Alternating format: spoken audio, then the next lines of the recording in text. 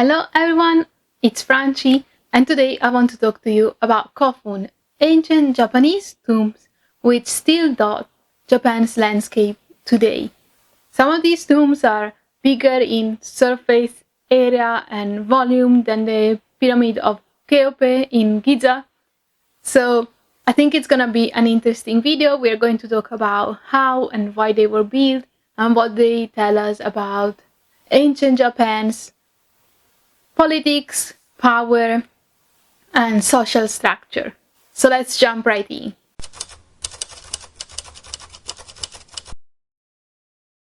So we mentioned before that around the year 300 before Common Era, new people started coming into the Japanese archipelago from the Korean peninsula, and at this time we saw some new developments. The archipelago fully developed into a fully sedentary society based on agriculture and rice cultivation.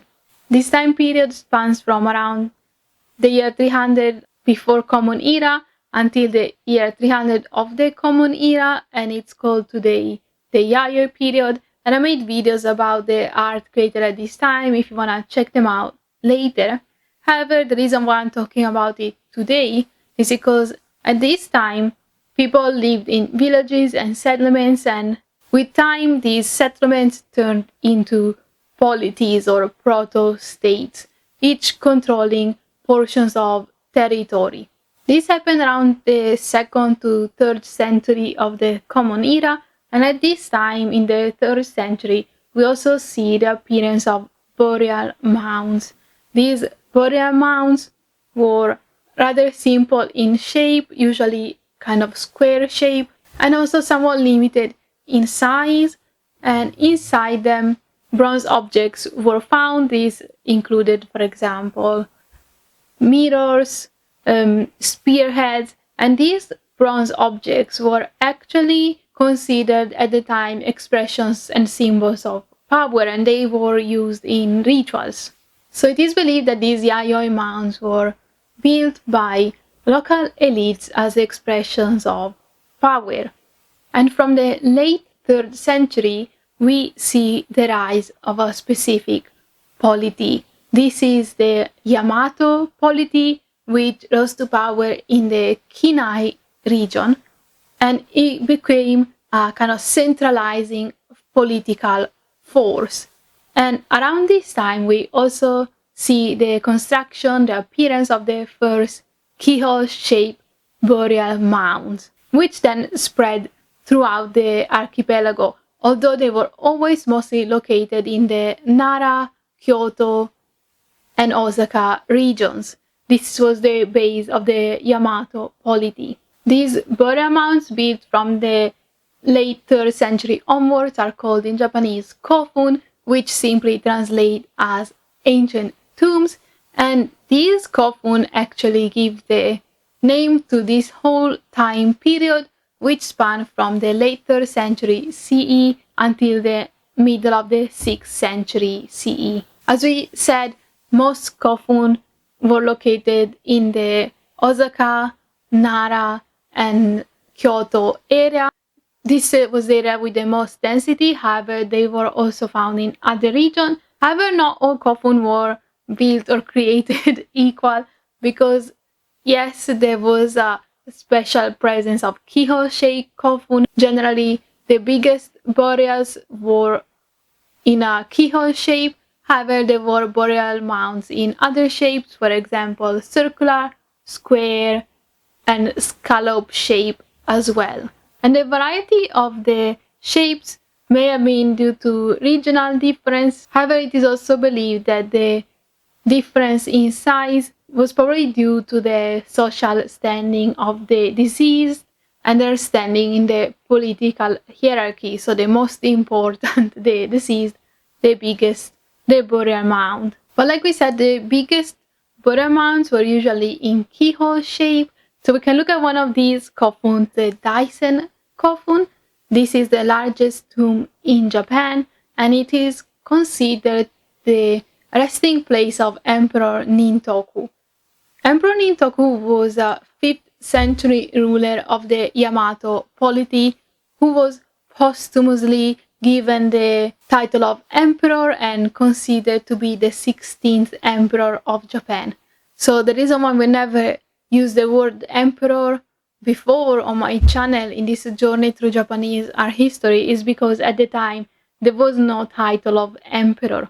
However, later in history, when the title of emperor was created, certain ancient leaders were attributed this title, and this is the case of Nintoku. So Nintoku's burial mound was one of 100 tumuli which are collectively known as the Mounds Kofun cluster, and 50 of them still exist today. It was the norm when such a huge kofun was constructed for it to be surrounded by clusters of smaller tumuli. This kofun measures 486 meters in length and covers the largest area of any tomb in the world, and it has been estimated that to build it, 2,000 men must have been working daily for almost 16 years, equaling to 6 million days of labor. And the reason why it's important to point this out is because it can truly put into perspective what an achievement building such kofun was, the level of engineering required, and also the level of organization of labor which was needed to organize such construction. So the way that we see kofun today is a kind of hills covered in trees, but this was not the case at the time. So let's look at how kofun were built and how they would have appeared at the time. The earth around the site was piled up to form a three-tiered mound in a keyhole shape. The sloping sides of the mound were covered in stones for decoration, which also worked for preventing soil erosion. Clay cylinder and clay figures called Haniwa were lined up along the tiers of the kofun. On the narrowest part of the kofun, on both sides of the mound, we find projecting square sections, and here various representational clay figurines in the shapes of houses and armors were placed, as well as ceramic wares in Sue style. And in the round section at the top, a stone chamber was excavated from above, so a vertical burial chamber, to place a deceased stone coffin at the time of his death. And this circular section is believed to have been the site of funerary rituals. Precious objects were placed inside the burial chamber near the deceased's body, for example, iron swords and spears, armor parts,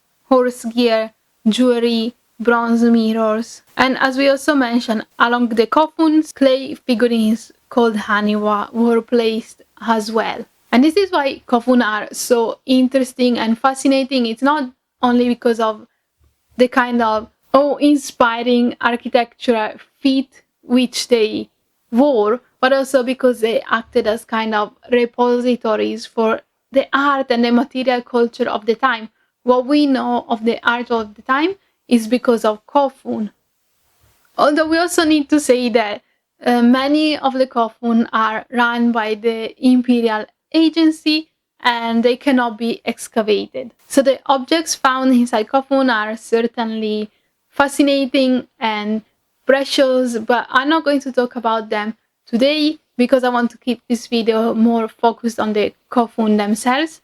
But don't worry, because I will talk about them in future videos coming up after this one. So if you're interested, make sure to subscribe so you don't miss them. So we talked about how the kofun were built, but why is the other question I wanted to answer today. And I'm going to use the words of the historian Conrad Totman, who stated that these giant tumuli appear to have served as sites of grand memorial services.